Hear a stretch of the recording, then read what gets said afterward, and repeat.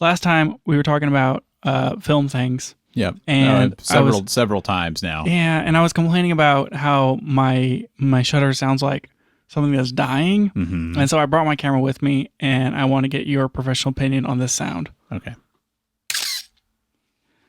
They're going to think that was a fake sound effect. That does sound pretty bad. It sounds bad, right? It's like, oh! The first one kind of sounded all right, and the second one did not sound good. It's a brand new battery.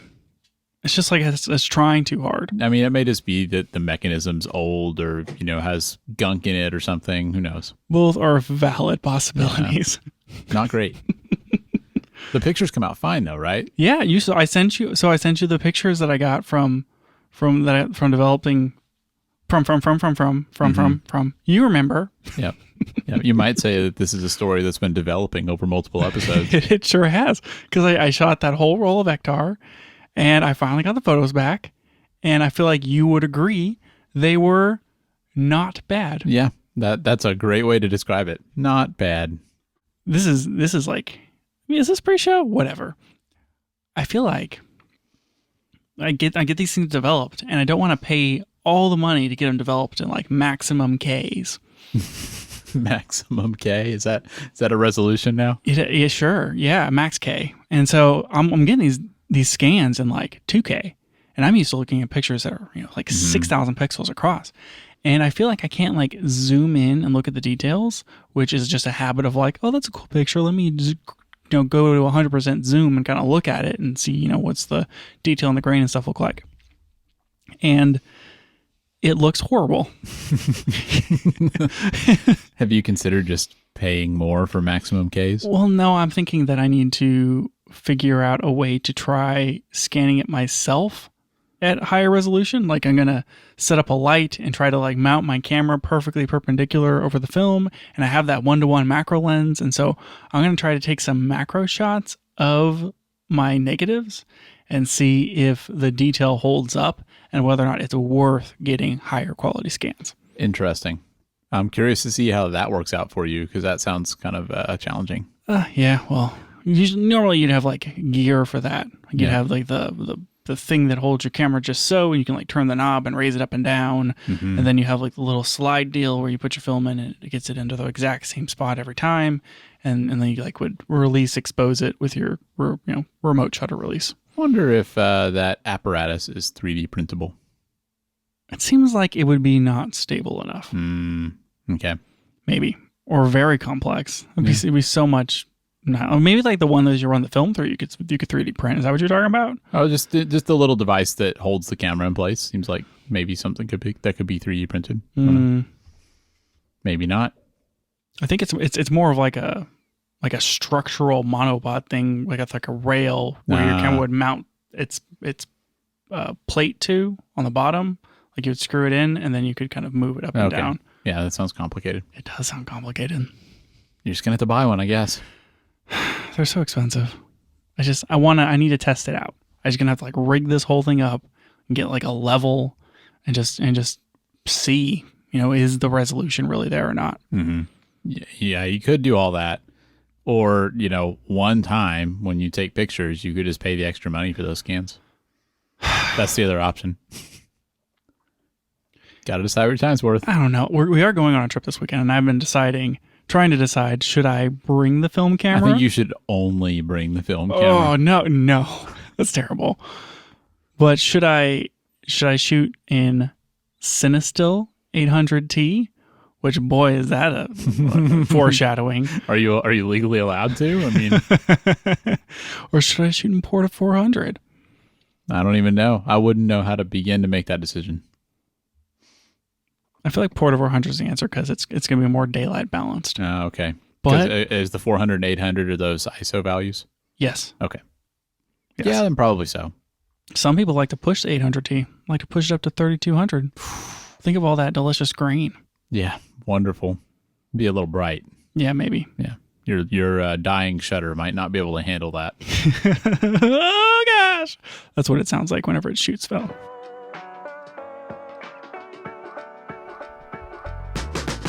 Welcome back to the Camera Gear Podcast. I'm Daniel. And I'm Lucas. And we're here today to talk about the gear, software, and techniques we use to shoot photos and video. Have you ever been in a situation where you were talking to somebody and you were like, oh boy, I know way more technical details about this thing than they do? And you were like kind of out nerding them in a way? I feel like that's happened once or twice at the camera store. Yeah, well, like, for instance, say you're talking to somebody about photography and they're just like, yeah, I take pictures and they look good. And you're like, megapixel, and they don't know what that means. Yeah. Well, maybe not that word specifically, because Sure, most people know what that one means. Well, but yeah. I get what you're saying. So sometimes I find myself to be in that situation, but in the reverse, where I'm like, I know what log is. I'm so smart. I have a Camera Gear podcast. And then I start reading forums on the internet about camera stuff, and I'm like, oh boy, I don't know what any of this means. What are these forums? Where are you finding all this So I was on deeply technical information? I was on like EOS HD or something, like one of their forums, I think it was. Anyways, they're talking about like Fuji stuff. And I ended up here because I found this video by some like Colorize or something, and it had 1,000 views. And it was talking about like Fuji stuff. And he casually mentioned, oh yeah, like it has this chroma smoothing problem like all those Fuji cameras. I have a video on it. And so I was like, go on. Really? Tell me more. Chroma smoothing, you say? I absolutely know what that is. And so I watched his video on chroma smoothing, and he's like, I'm the only one talking about this problem. And it's true because Can confirm. Because I found like 2 different forum discussions about it, and like, it's just this guy. And he is like, we all know that I'm right. And so let me talk about how right I am. It's a great start. What was he talking about? He was oh boy, Daniel, are you familiar with what RGB is, right? I think I've heard of that. Yep. Red, green, blue, color mixing. Those sound familiar. So that's one way that you can store color information. Okay. The other way you can store color information is with YCBCR. Are you familiar with that? You know, I feel like I've heard those letters, but I have no idea what that means. Yeah, I've seen them before as well. And what that is Y is your luma. And so it's all of the brightness information for your image. And then CB and CR are the chroma color information. And so your CB is your blue minus luma, so B minus Y. And your CR is red minus luma, so R minus Y. Interesting.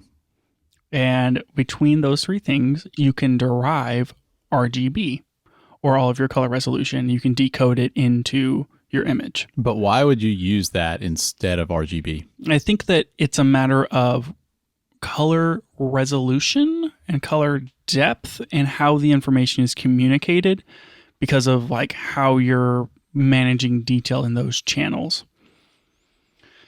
And so the controversy that this gentleman has presented to the internet is that because he was comparing like a 5D Mark IV using Magic Lantern raw output and kind of comparing it to an XT3.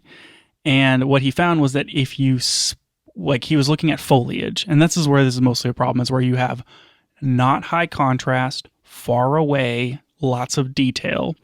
He was noticing that he was losing colors. He was like, look at these leaves that are like basically jumbled garbage because I have to zoom into 800% to see them. Now look at these leaves on the Fuji. The red disappears. So there's red here, but there's not red here. Interesting. Why is this happening? And this is basically like an only a foliage problem. Mm-hmm. And so what he determined was that whenever the Fuji cameras like output their information, they're outputting everything to YCBCR, not RGB, and then your whatever your video processing DaVinci Resolve or whatever is going to decode that out into RGB. Yeah. Okay. Anyway, so what he was saying is that the CB or the CR channel, Fuji is like smoothing out the CR channel to get rid of like noise kind of thing. And that it's probably due to X-trans. That's what I was wondering, is if this was an X-trans thing, because it kind of reminded me of those, Would it be I guess it'd be demosaicing, like the Right. issues that the older X-Trans sensors had. Yeah, so demosaicing is kind of a totally different thing. That's a different level of the stack. Mm-hmm. This is after that process and like how it's storing the information. And what he was saying is like the way that, or his opinion was, Fuji's advertising like Moray and, all this improvement for X-Trans. And in order to like kind of keep the noise under control and get these cleaner images or whatever, they're smoothing out these chroma channels. And he like showed the difference. He's like, look at just the chroma channels. You can see the detail here, and it looks like a smushy, mushy mess over on this one. Interesting. And like he used a scope or something to do that? Yeah, like he just like split the channels out. Okay. And his point was like, you still like the image looks good at the end because you're combining all these channels together. And so like your Luma is maintaining all your resolution, but you basically don't have any color resolution because the CBCR channels are like smushed out with noise reduction and kind of it all mushes together. Huh. And as a result, like you're have this drop in like color depth, color resolution out of the Fuji cameras. And that's why sometimes for like far off people, you end up with waxy skin tones or like some of your colors bleed together and don't actually match up. And he's like, this is a real problem and blah, blah, blah. And like settings for the noise reduction and like the XH2S is kind of improved, but not really. And boy, I read like 15 pages of forums on this. All from that one guy. Yeah. And they're the only ones talking about it, it seems. And I was like, I wonder how true this is, or if like the way that Fuji is doing their like color processing and stuff and like handling those chroma channels is like just different than what you would see out of a Bayer sensor, and it's less of a problem than people are making it up to be. I don't know. It's like I look at the colors and everything that I get on my camera, and I'm really happy with the images that I get. And so I don't know. This is the part where I'm like, this is deeper than what I know about. And like, I don't know too much about the mathematical, et cetera, of like, how am I determining resolution and color depth and like how chroma channels are combined into and processed. And oh boy. Yeah, that's all super deep. I mean, I'm kind of inclined to say that if you take pictures and you like the way they look, then maybe you should focus more on that than on, looking at all this weird stuff. But at the same time, it sounded like it was based on him taking a picture and saying, look at this foliage and look how it doesn't look right on the Fuji. So, Yep. I mean, maybe there are some situations where it does come into play, and like maybe in some cases it is noticeable. But I agree with you. I've never noticed anything with my camera. So maybe I'm just not picky, but I haven't seen that. Maybe you're just like not shooting the things where that's a problem, or you're Could just be. not diving into like 1600%. That's definitely true. So Or maybe you just don't care about the color red. yeah, maybe not. Maybe I can't see it. Maybe that's the problem. Who knows? Maybe that is the problem. Have you ever thought about shooting in black and white, Daniel? No, I haven't. The Nikon ZF has a black and white switch mode dial on it. I did know that. And it looks retro like a Fuji. I mean, it probably doesn't have chroma smoothing. You should switch to Nikon. Well, I'm glad we've got that guy out there researching all that stuff. Yep, just doing the Lord's work. Really talking about that chroma smoothing. Yep. It's a controversy, Daniel. Apparently. I'm telling you, no one's talking about it. Fuji's probably suppressing everybody. Yeah, this is the only guy who can get past their sensors. Well, if there's never another episode of this podcast after this one, you will know that Fuji suppressed us. Oh boy, I never know how to think about a lot of that stuff. Like, I love my camera, I love the way it looks, and I feel like even though it's been 10 years, X-Trans is still controversial. And that there's a lot of discussion on the matter, and people like to point to this. I don't remember if it was like DP Review or Petapixel, but somebody wrote a post about this like in 2015, 2017, where they went like on and on about the problems with X-Trans and its demosaicing and how like, look at this person that's, pretty far away in this picture, their teeth and their lips are the same color, and it's because you can't, get the resolution and all this sort of thing to figure out what the difference is because of the filter array. Which was maybe true in 2015. Yeah, which maybe was true in 2015. I feel like their programming and like demosaicing has gotten better, but it feels like it's just an uphill battle for them that people are always looking for a reason to complain about X-Trans. Yeah. it seems like reputations like that are really hard to change after the fact. You know, like they got that impression, they got that reputation, and then now they can't get over it. Yeah, I guess like what I can't decide is the whole like X-trans filter array and like the way that Fuji does their sensor and how it's that much different than traditionally everybody else. Like it gives you different things. Like I think the noise is kind of more pleasing and that sort of stuff, but it feels like it's a legitimate reason to not buy a Fuji over something else if you know that you don't want to have to deal with like the way that Lightroom handles the RAWs, and if you're concerned about the chroma smoothing or like waxy skin tones or that sort of thing. And I feel like if you don't really care enough to know what X-trans is, you can't make that decision. Yeah. I mean, it may just be that it's not really worth it. I know the reasons why, you know, why they use X-trans. We've talked about it in one of the first episodes of this podcast. Like there are reasons, but like, you know, is it worth it for them to do that? Because they're definitely losing some amount of customer base by having it. Do you think they're keeping customer base by having it? That's a good question. I honestly, probably not. I mean, the biggest thing I could think of would be the filmic noise, because I do think people like that about Fujis, but I think people are more in it for stuff like film simulations and the X100V, and I don't know, and the form factor, the fact that they're smaller. Yeah, I think that those are big selling factors. Now that I'm a big film guy and I shoot film all the time. Yeah. Now that you're talking from a place of expertise. Exactly. I can't say that the noise is weirdly similar. Like, I was surprised. Yeah. I thought it was just a bunch of hogwash. But so maybe there is something to it. It's not like Fuji hasn't released APS-C Bayer cameras. The A line that they had, like the A7, blah, blah, blah. Not like the Sony A7, but the Fuji A7 100, or I can't remember. Anyways, they've made Bayer sensor cameras. I didn't realize that. I mean, I knew the GFX stuff was. I didn't realize they made APS-C Bayer. Yeah. So I don't know. I don't know if it matters. I guess for most people it doesn't. And it's like, am I getting the images that I like out of the camera that I like? And maybe that's good enough. And that's kind of what I was saying is, you know, like, it's cool to research stuff like this and know what the limitations of your camera are. But personally, I'm just going to judge it based on the output and what I can see. And I'm happy with what I see. I'm worried that I've been duped this whole time. I'm out here spreading the Fuji gospel. Yeah. And maybe I've been lied to. Maybe. Have I been lied to, Daniel? Is it time to switch to Panasonic? They have new cameras, right? Yeah. Supposedly, there's rumors of it. What'd you hear?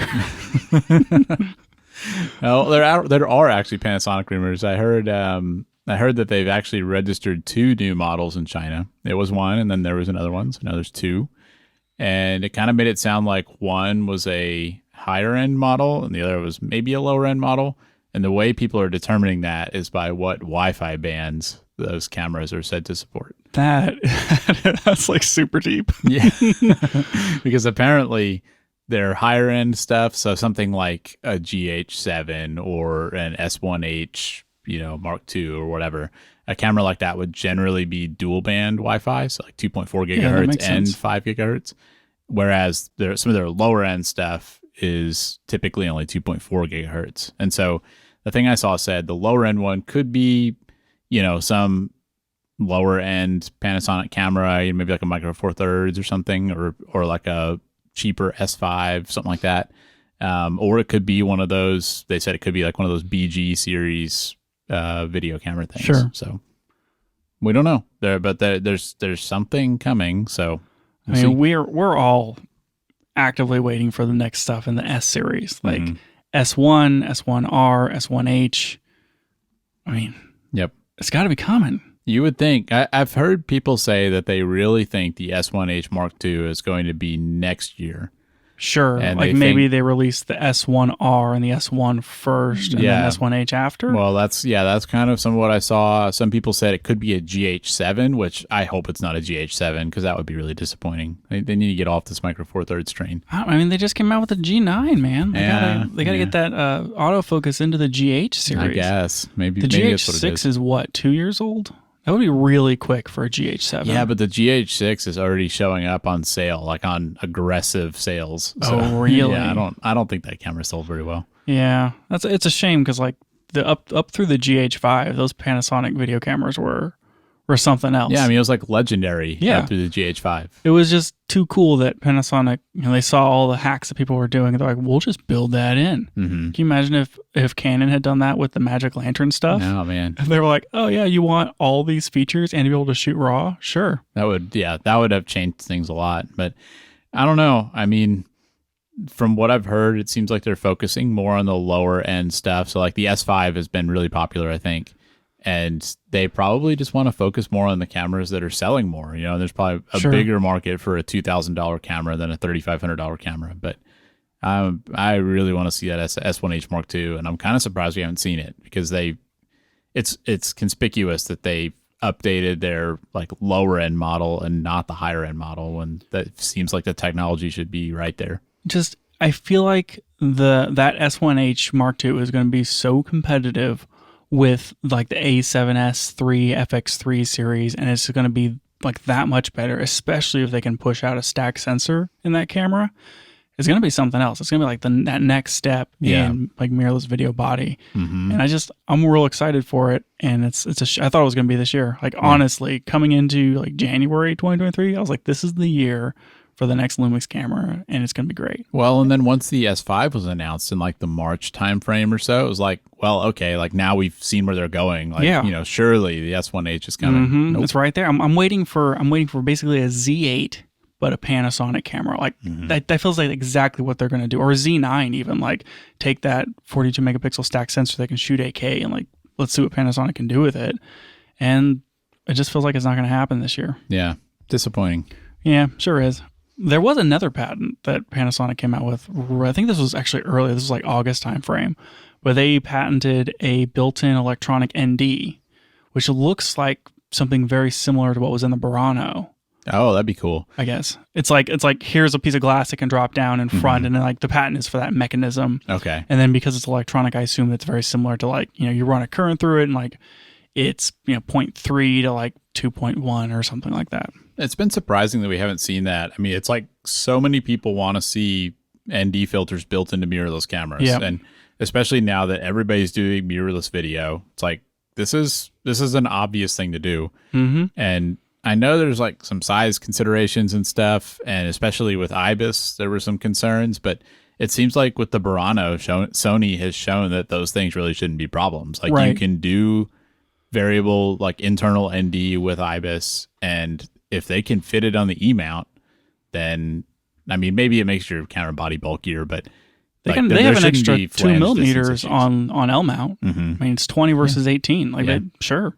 So maybe this is like Sony's just developed that technology and not everybody has that yet, but I'd really like to see that. Yeah, I mean, obviously there's the size and weight conversation as far as a mirrorless camera with built-in NDs and IBIS. It's just going to be so bigger. bulky and so heavy. But I feel like the people that want it or the people that need it in that form factor, maybe that's not so much of a problem. I mean, if my X-H2S had been a little bit bigger but had built-in ND, I would have accepted that for sure. I would have second-guessed it. I don't know if I would have taken that trade-off for the X-H2S. Yeah. Well, you maybe use for the 2S. You use yours for travel a lot more than I do. Yeah, that's true. But I don't know. That's something I would love to have on my next camera. It's just, I mean, right now, the only affordable mirrorless cameras I can think of that have it are the Blackmagic 6K Pro. That one has it.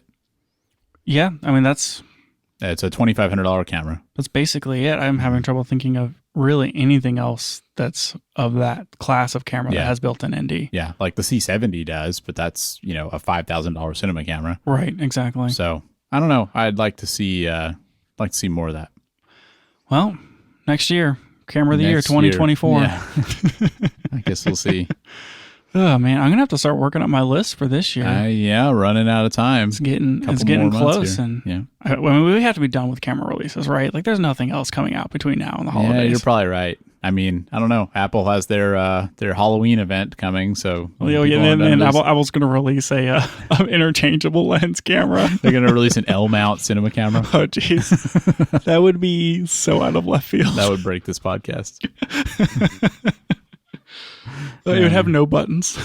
It would just be like a touchscreen. Oh, it would be horrible. It's all controlled by Siri. Oh my gosh, yeah, just voice control. Siri, set it to 4K 60. Oh man, that'd be so bad. Let's not. Oh no! Now my I couldn't find 4K 60 in your Apple Music library. You can ask me to play a radio station or ask me for music on a different app. Okay. Anyways, no. I clicked on it and it almost opened up a video. Gosh. It was very close. Yep. Okay, let's talk about something else. All right, sounds good. So we were talking about Panasonic. Yep. And that's L mount. Mm-hmm. So let's talk about L mount lenses and Sigma. Very professional segue there. What do you got? Thank you. I'm working it, Daniel. I can tell. Just all over the you are a segues today. professional podcaster now. Whew, watch out. I did skip over a topic in order to make one of those segues work. And since we've broken the chain, I feel like I can scoot back a little bit. We did talk about me getting my pictures back, but we didn't talk about the pictures, Daniel. And really there was just one little bit of, it's not feedback, but like I was looking at all those dog portraits that I took. Hold on. Did you just ruin? I complimented your segue. Oh, yeah. No, we're totally off the train. Totally ruined that. We're totally off the train. Oh, man. Okay. All right. I was looking at some photos that I took, and I was shooting them at f at 1.2 on my 56 millimeter lens. And Daniel, I saw some chromatic aberration. Now, you're talking about, you said 56 millimeter 1.2. That's a Fuji lens. Yeah, that's my Fuji lens. Okay. That's like the Fuji portrait lens. So you're not talking about your film camera. You're talking about on the XS6. I was just, I've been holding this inside, and I just can't not talk about it. And I don't remember if I sent you the picture, but it's like, here's a white shelf in the background out of focus, and like the right side of the white shelf is just a green line all the way down where like it separates from the white shelf to the background. Oh man, I was like, that is the worst chromatic aberration I've ever seen. You know what they call that though? They call it character. Okay, we're moving on. So L mount, right? Sigma's making APS-C L mount lenses, right? Yeah, well, we talked about that recently. We talked about how there's no APS-C L mount cameras. Yeah, a little conspicuous, isn't it? And Petapixel picked up on this, and they talked about how like, well, is Sigma going to come out with an APS-C camera? And I thought maybe it'd be interesting to talk about what would be cool to see out of a Sigma camera. Yeah. Because I'm pretty sure the last Sigma camera that was released was the FP, and then they had, I think, the FPR? FPL. FPL. So like, there's a high resolution and the regular, so it was like 26 megapixel and then like 60 megapixel or something. And those were interesting cameras. They were very interesting cameras. So they were just bare style sensors, and they were extremely small. They were like the size of an what's the name of the ZV-1. They were smaller than that camera. I think they're very, very small, and it was very boxy. It was a very stripped down design. It was like a traditional Game Boy, but smaller. And it was a full frame sensor. Like you crammed a whole freaking full frame sensor into this thing, and it's L mount, and it's like the most stripped down version of what a camera could be. And I remember whenever they came out with it, they were like, we did this because we wanted to make it as modular as possible. And you can like rig this thing all the way out to a cinema line, or you can make it into like just a little photo camera. And we want to give you like all of these capabilities and everything in a body that's going to overheat in 10 minutes and maybe no one's going to buy it. It's going to be really expensive. Yep. But it was interesting because it was almost like they were trying to approach it from an angle that no one else was at the time. Like this thing doesn't have a grip. It's like a bar of soap. And I like that. Like I like having stuff that's unique. You know, we don't like, are they really going to make a better, Sony A6700? I mean, probably not. So I like that they're doing something different. Yeah, for sure. So it's like, that's the camera that they came out with 4 years ago, and it was full frame, and like, it's still basically holds up. I still see like Caleb over at DSLR Video Store has a really cool video on like this tiny cinema rig where he used an FP, and like it still holds up well enough for that video use. And I don't know, so I kind of want to talk about what would you want out of a new Sigma camera, because it feels like we're 4 years on. Are they going to come out with something new? And like maybe it's APS-C, maybe it's not. I don't really care about that part of the conversation. I kind of want to get an idea of like maybe what you would think would be interesting out of like a Sigma form factor. Like what could they do differently? Yeah, I mean, whether it's APS-C or not is pretty central to this rumor, because the whole rumor is that they've released an APS-C L series lens or L mount lens, and it's like, well, there aren't any cameras that can use that, so what's the deal? So I mean, I do think if they release something, it would be APS-C, and I'm fine with that. But yeah, I don't know what it would be. I guess if I had to say what I would want, I kind of think the FP was an interesting idea. I'm having trouble remembering what the downsides to that camera were, because I remember it had some stuff where it was like, this looks like a good camera, but it's just missing some things that make it not really where it needs to be. Like, it wasn't a serious consideration for me. I think there was like a battery life concern. I don't think it had dual memory slots. I think overheating was partially a concern just because how small it was. And I think like it had a bunch of weird limitations with like the record modes and like what kind of pictures that it took and that sort of thing. I guess, seeing the existing FP and knowing that they've kind of gone down that road before, I could see them doing that again, but just doing a better job of it. And I'm also kind of reminded of one of our recent episodes. We talked about that Sony ILX camera that's like a, made for drones or industrial things. And it's kind of a similar idea where it's like this really stripped down camera that still had really good specs and, shoot high frame rate video and stuff. And I mean, I would love to have a little APS-C camera that was small enough to easily mount on a gimbal or something I could put on a drone or whatever. I mean, that'd be great. And so if they can do that and still get, really solid internal recording, and if it's not going to overheat, I mean, I'd be all for it. I think it'd be cool. Something that's not too expensive, has decent specs that you can kind of rig out for whatever you're looking for. It would at least be something different than what we have. I mean, because, we talked on this podcast before about box cameras, and I'm really into that idea. And I've struggled with my XH2S rig to just deal with some of the downsides of that form factor. And so if they can come out with something that's, really, really small, like even smaller than a lot of these box cameras, but is kind of made for that sort of use case and maybe has some mounting points on it and stuff like that, then I can add what I need to on it. And if I need to put like a monitor on or whatever, then I can do that. But I would love to have something that's like small and that I can put on a gimbal or something. Yeah, I do like the flexibility of FP, and it seems like that would be a good way for them to move in to kind of give you the option to make it what you want, like add a camera grip and use it as a small travel camera or rig it out for video or that sort of thing. I am looking at what the specifications were for that camera when it came out. And it seems like it was 4K up to 30 frames per second. And so like maybe that was competitive back then. It was, 2019, sure. The formats were H.264 and Cinema DNG.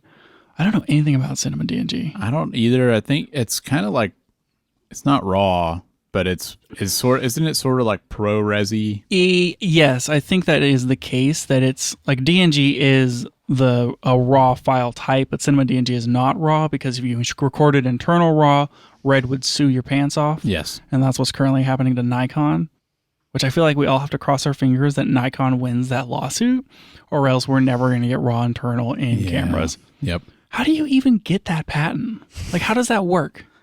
You just like go to the Congress people and you say, do you know what internal camera RAW is? And they go, what? I think you answered that question. I mean, they got that patent because the people that approve patents don't fully understand technology. It feels like that's what it has to be. And now it's like, no, like you don't even have to be using Red RAW. It's like, we're using ProRes RAW. Well, you can't record that internally. Yeah. But you don't even own the format or the codec. You didn't even make it up. They're like, well, you can't do it internally because we have a patent on that. It's stupid, Daniel. It is. It's just so dumb. Yep. Anyways, so it's not RAW, but it's like some version of, and you can do it up to 12-bit. So that's kind of cool. Anyway, it feels like, decent for the time, maybe a little limiting. It's like 422, that sort of thing. So I feel like for me, I have a new Sigma camera. I would either want it to be really interesting as far as competitive with current video specs. Things like being able to read out fast enough to do full width 4K 60 at full frame orbit APS-C. It seems like unless you're going with a stack sensor, most cameras still can't do it. Mm-hmm. I think like the EOS R8 and R6 Mark II kind of stand out in that they can do full width 4K 60. And then you have to go out to like the XH2S and that sort of thing. But like S5 Mark II can't do it. The A7 IV can't do it. It's like everything has to crop in for those kind of read rates. And I know like not a lot of people shoot at that, but high frame rate at that resolution, I feel like provides you a lot of advantages for being able to like crop in and slow it down at the same time. And like, I feel like for me, that's kind of a base spec of like, reaching up and hitting something that's going to last a little longer. And so I kind of would like to see something like that out of it, or see them put a foveon sensor in something. And remind me what that is. I've heard the term, but I can't remember what that is. It's the hot new thing, Daniel. Sigma's been talking about foveon for years. They actually have like 2 foveon cameras that you can get, and they look stupid. They're just the most, like, imagine a cell phone with a giant grip on it. That's what they look like. It's just the wildest thing. Okay, so, we've talked about X-Trans, we talked about Bayer, and how, like, you have the sensor, and then in front of it, you have a color filter array. Mm-hmm. The concept of a foveon sensor is that instead of having, like, a green, red, and blue, like, next to each other, they stack them, and then it uses the wavelength of light to filter out the light. So you have 1 pixel, and the light comes in, and it'll go through like the blue, and then the red, and then the green, or I forget the exact order. And the concept is like the longer wavelengths will be able to make it all the way through, and the shorter ones won't. Okay. And so we'll catch those colors and read them as that color depending upon where they stop in this filter array. And the concept is like, the same reason why people want to shoot on film, or they want to, shoot in like really high resolutions of like, what's the, like how fine is the color? Like, this is a weird comparison, like 422 versus 444 for video, where, when we're looking at how colors bleed together, or the separation of 2 colors that are right next to each other, and whenever you like zoom all the way in, is that actually a smooth line? And is there any true like things that overlap where it misread the colors and interpreted it wrong? Because any existing Bayer or X-Trans sensor is basically guessing what color is in a certain spot. Exactly. Right. If blue light hits a red pixel, it's just guessing that it's blue based upon what the other things around it are. And if you have a high enough resolution, like it kind of helps make that problem go away. But foveon is another option for it, in that like it doesn't matter what color light hits the sensor, it can figure it out. Every pixel can detect every color. Yeah, exactly. That would be the like. Why didn't we just say that, Daniel? You should have just said that. No, it was more fun to watch you figure that out. Just flounder around for a while. Like, well, Daniel, let me explain. Blah blah blah blah blah. Okay. If I had to guess, I'd say that the upside of that sensor is obviously your colors are going to be correct, and I would bet that the downside is that it's harder to get the luma correct on each color, because if you're passing all those wavelengths through like a stacked array, whichever one's on the bottom is going to, like, that light is going to be attenuated as it goes through. That's right. And so getting that right would probably be a little hard. So yeah, that's difficult. I think that they're dealing with like noise and dynamic range, and it's just been a really hard thing, and it seems like they haven't been able to totally crack it. Like they have functioning cameras with foveon sensors in them, but they are noticeably worse than the equivalent Bayer filter array type thing. Do you know who makes those sensors? Sigma. Oh, I think they're. Oh, actually, I don't know.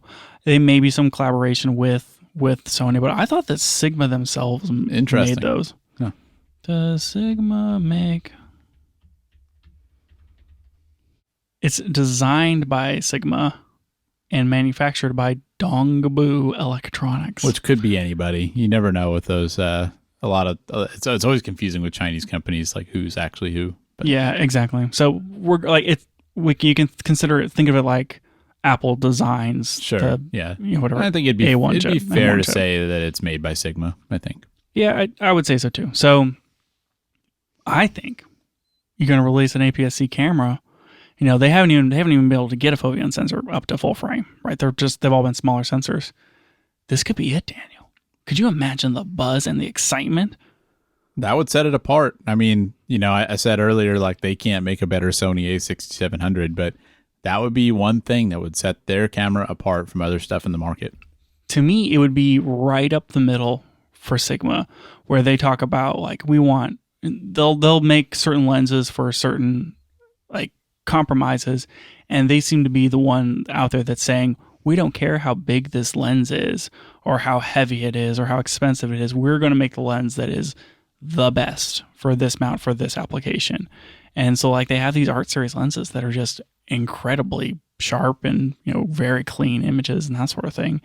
And I feel like, having a sensor technology in a camera that's theirs, they can say, the resolution of the color on this sensor is better than anybody else because of the type of technology it is. Be really interesting. Yeah, it would. I'd like to see it. I hope that hope those rumors are correct. Yeah, so I don't think there's a Foveon rumor at all. Yeah. I'm just projecting, and I'm saying like this would be super cool for Sigma to come out with. I think they probably are going to release a camera. There was enough weirdness around that new lens, and like the way the marketing images didn't show it on a camera, and they showed like a weird like generic gray box of a camera. Like that makes me think they are going to release something. Whether it's Foveon or not, who knows? But I hope they are releasing something. It'd be cool. I would be pretty okay if it was in the same form factor as the FP. Obviously, I don't want to have any overheating issues and that sort of thing. But that camera was so unique in its like size and form factor and tininess. I think it's kind of fun. Yeah, I mean, same here. I think that people who like shoot photos for a living will never buy that camera. Sure, because it doesn't have a grip. Yep. And it's like, now I'm going to have to attach a grip to a $4,000 camera that I just bought. And like, it just doesn't appeal to those kind of people. But maybe for those of us who are into like weird cameras, yeah, maybe it'd be cool. I could see it. I guess we'll just have to wait and see though. All right. Anything else you want on that Sigma? No, I think that's about it. You're like, I don't care. I don't care about Sigma cameras, Lucas. Yeah, but I do care about L-mount cameras. Well, I'm just saying, like, here's an L-mount camera. Yeah. It's going to go great with your Panasonic. Like, this could be like your smaller version. How many cameras do I have to buy now? I don't know, Daniel. You're the one getting into L-mount and all that cool Panasonic L-mount lifestyle.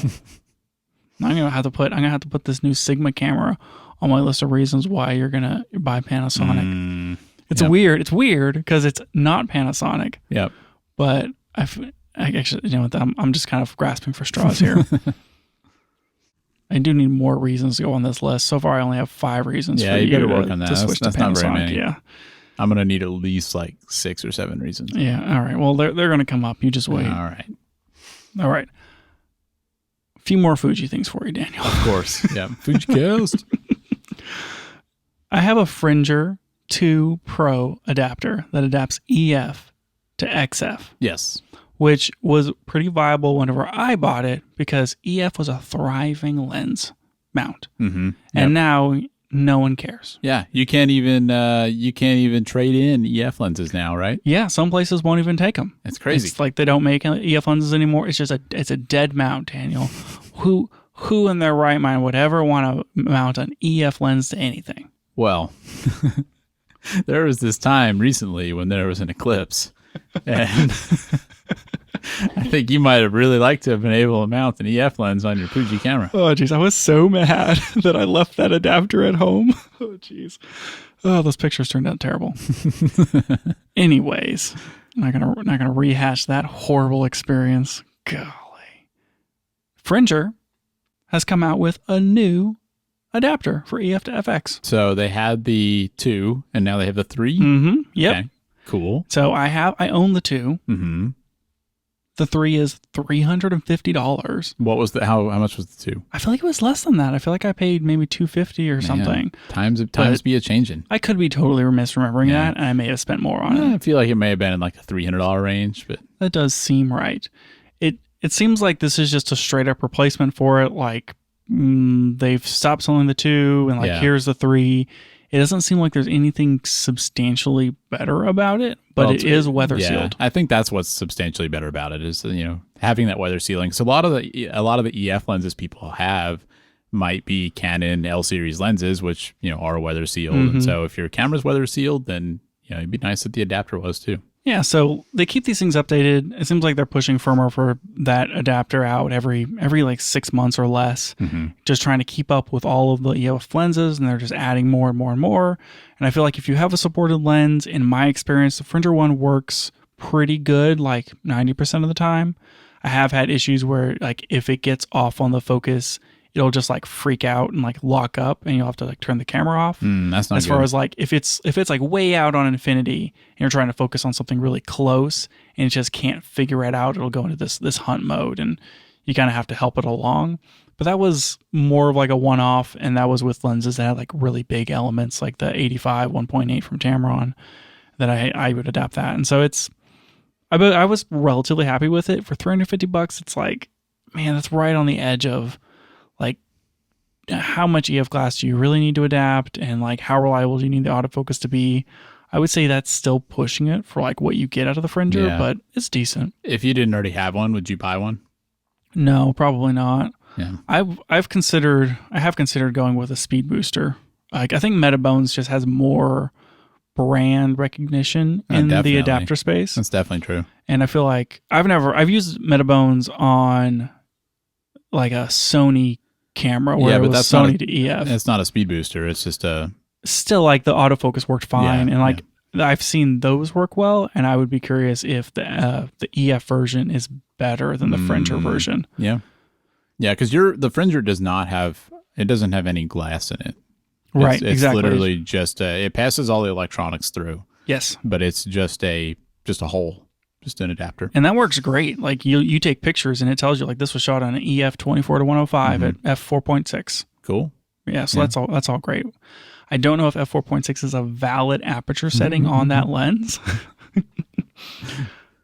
Yeah, I don't know. I mean, obviously I get the appeal of adapters. I've owned adapters in the past. I've definitely kind of started to think I'd rather just, if I'm switching systems, I'd rather just sell the lenses and buy native mount lenses. But I mean, I guess where it really comes into play is if you want to keep owning cameras from two different brands, then maybe that's helpful. Like maybe you only have to buy one telephoto lens or something. I think that when you get into like the cinema world, adapting is just like par for the course. You kind of pick the lens that you want based upon the characteristic of the lens, and then you pick the camera that you want based upon the features of the camera, and then you just find a way to mate the two. But a lot of times in cinema stuff, you're not trying to do autofocus. Right. Like you don't, a lot of times in cinema, you don't care about electronics at all. And that's the problem I always had with that old Viltrox speed booster I had. And you kind of mentioned similar things with the Fringer, where it's like sometimes something just like disconnects for a second and it locks the camera up. And that's kind of unacceptable in certain circumstances. And so like that's why I don't like adapters. But it's different if you don't care about the electronics. Yeah, that's true. It is different if you don't care about the electronics. And I don't know, it's like sometimes you still have to adapt. There are lenses out there that just don't exist for newer mounts. I mean, until Canon came out with like their most recent ultra wide, like that, what was it, like the 10 to 20? The 10 to 20, yeah. Yeah, like the EF 11 to 18 or 11 to 24 or something was the closest thing to a full frame ultra wide zoom that you could get for our mount, and like you basically had to adapt it. Yeah, I know that's not like apples to apples because Canon has a first party adapter that basically works well enough. I don't know. It seems like sometimes you just can't get away from it, especially if you're wanting to try to use certain lenses. Like, I would love to have a reason to own like a locking PL to XF speed booster, but I don't have a reason to own one of those. You have to work on that a little bit. So anyway, I mean, if you have EF lenses, I think this is a great option. It's fun to shoot full frame lenses on APS-C, in my opinion, because it gives you different options. Like you're taking advantage of the crop, so you get this extra length, but you're shooting like a 24 to 105. That's like a 35 to 150 or something. Is that, yeah, they're right about that. Which is that's a weird focal length. Like, yeah, it's just kind of this interesting like longer standard zoom. Or like a 24 to 70 is just that much longer. And so I think it's fun to get these weird zooms or like alternate focal lengths that you can't really get out of shooting like just APS-C lenses. That makes sense. And then also like you're shooting the center of the lens. Yeah, you're getting the sharpest part of the lens. Yeah, so like you're getting the best part of the lens, and I don't know, it kind of works out pretty good. I've had fun shooting on EF whenever I have shot on it, but I barely ever use that adapter anymore. So yeah. Well, for people who want it, the new one is probably good. The old one was good. Yeah, I would say it's probably worth it if you don't need a speed booster and you're looking for a cheaper way to get an EF. Because like it's like $600 to go Metabones, and so that's a lot. It's like if you're not adapting a ton of lenses, you could probably save the money and go with a Fringer, unless it's like mission critical, and then I would say don't adapt. Yeah, find a native lens that's the right focal length. Yeah, cool. What else is on the list here, Daniel? Well, earlier we mentioned the Cinestill Yeah. 800T. Oh my gosh. Yeah, you mentioned that earlier, and you teased that there was some other news with that, and so we need to talk about that. So what's going on with Cinestill? Okay, I have a roll of Cinestill 800T in my refrigerator right now. Gonna have that for dinner. And whenever I saw all the drama about this kind of graze across the internet, I was like, I'm a part of the drama. I own the 800T. You have been thrust into the middle of this disagreement. You're forced to pick a side. Yeah, I don't even know if we're actually allowed to even say 800T on this podcast. Oh man. Cinestill, Hashtag not sponsored. not sponsored, they have a film stock, as you know, where it's basically like movie film stock that they've done some like chemical processing to like remove some of the layers to make it into a photo film stock. Okay. And their most popular one is 800 speed tungsten white balance. Or 800T. 800T. Yes. Which is a description of a film stock. Yes. But it's so popular that they were somehow able to convince the trademark office to award them a trademark for 800T. I don't know how to feel about that. It took them like 3 applications, but they got it. It's just like that patent conversation earlier. It's just nonsense. I don't get it. I think that they were having issues with people like trying to sell something similar to what their 800T is, but like kind of like misrepresenting it, and people were buying a cheaper version because this is like $16 a roll. Mm-hmm. It's not cheap film. And so people were buying like a cheaper version, and they felt like they were getting ripped off because they thought it was Cinestill and it wasn't. And so like maybe they're trying to get ahead of that. I mean, you can see their side. Like this is basically the opposite situation of how like when I say Kleenex, you think of a tissue, whether it's a Kleenex or not. Like right.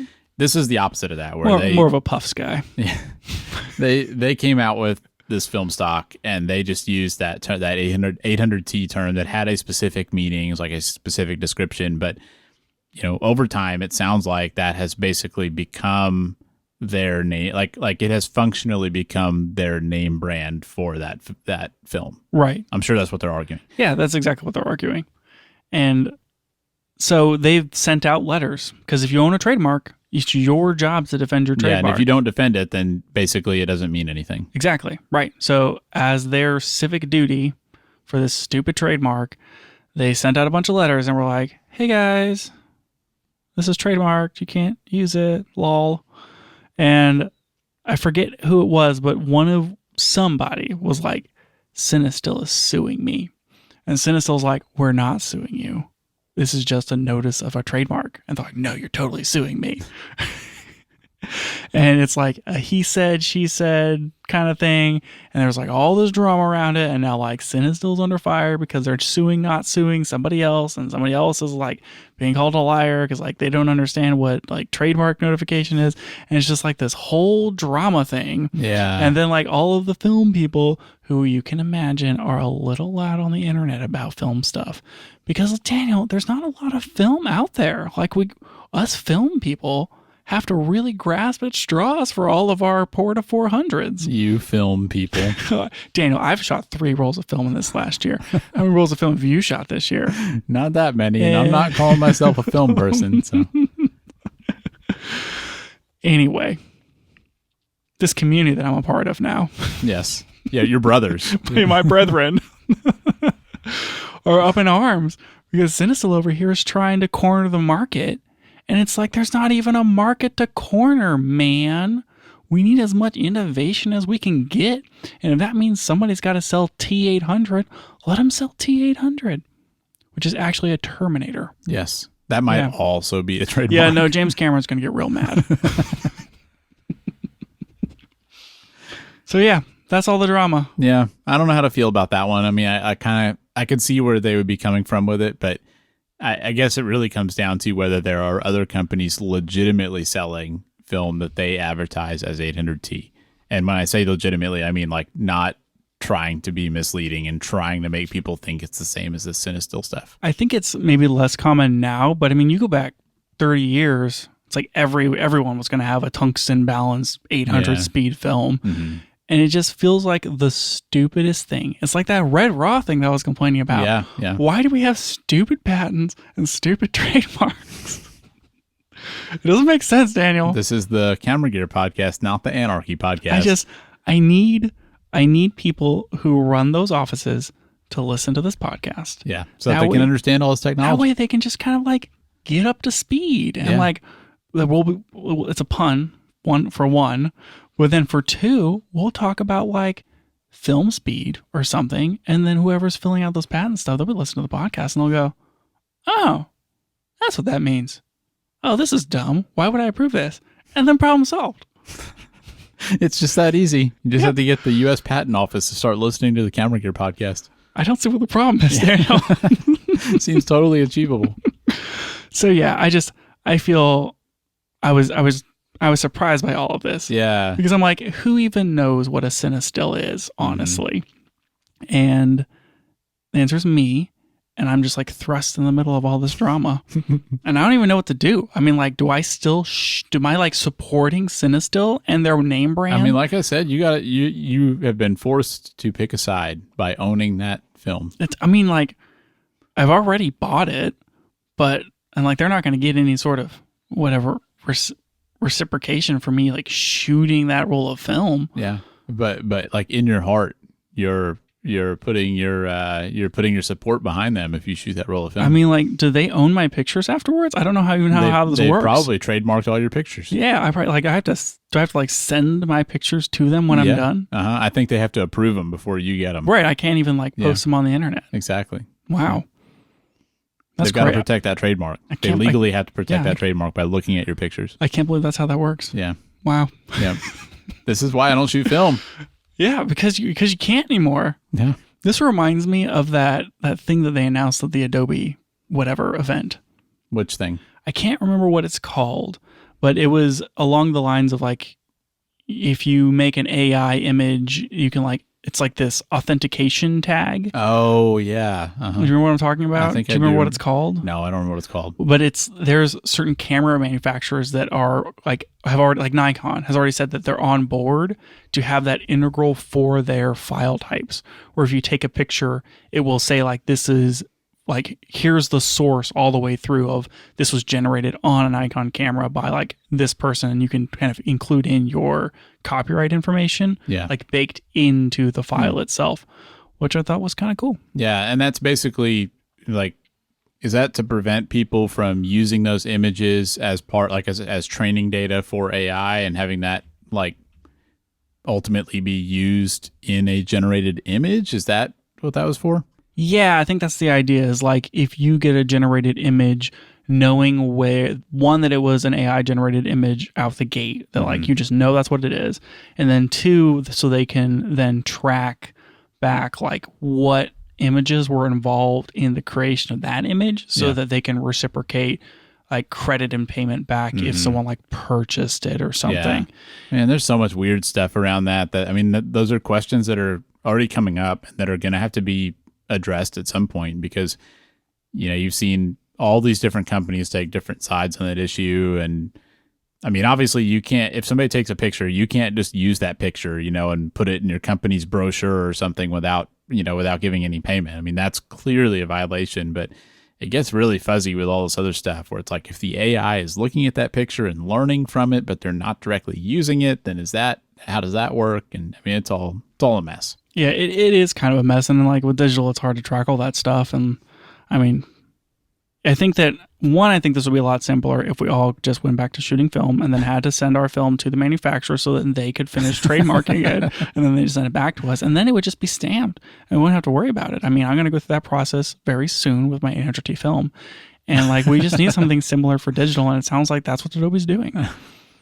I do like the idea of somehow having something embedded in files that gives you some traceability to it. For sure. I mean, what I'm more worried about is, like in the future, it feels like we're not going to know whether an image was generated by a real camera or by AI.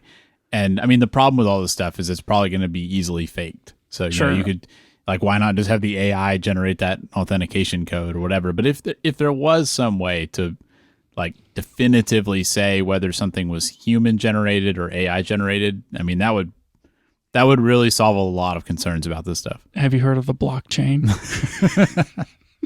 I think we might have an episode of this podcast that was called something like Camera on the Blockchain. Yes, there was an episode called Camera on the Blockchain. Come full circle. I think the concept behind that episode title was that you would have a like you could only take so many pictures or something. Yeah, I think we were talking about Kodak maybe. Yeah. And we were saying that like photos were going to be microtransactions. So you had to like buy film. Yep, exactly. And then here we are. It's been like a year later, and here we are. And we've had an episode in which you're talking about having bought actual film, and we're talking about a legitimate reason why you might want your photos to be on the blockchain. So I don't even know what's happening anymore. It's full circle, Daniel. I think we've stepped into the Twilight Zone. Oh, gosh. We're talking about like a new Sigma FP, and we're like interested in that. And this is just, there's some strange stuff happening. Oh, today. geez, it's too much. Oh boy, we should have to be done. Are we done? Yeah, I think we're gonna have to cut it off. All right, we need to leave the Twilight Zone. I think that's enough. Just find our way out of here real quick. That's it for the show today. Thanks for joining us, and if you liked it, tell a friend so they can check it out too. You can find out more about the show at www.cameragearpodcast.com, and you can find us on Twitter @CameraGearPod. We'll be back with more next week.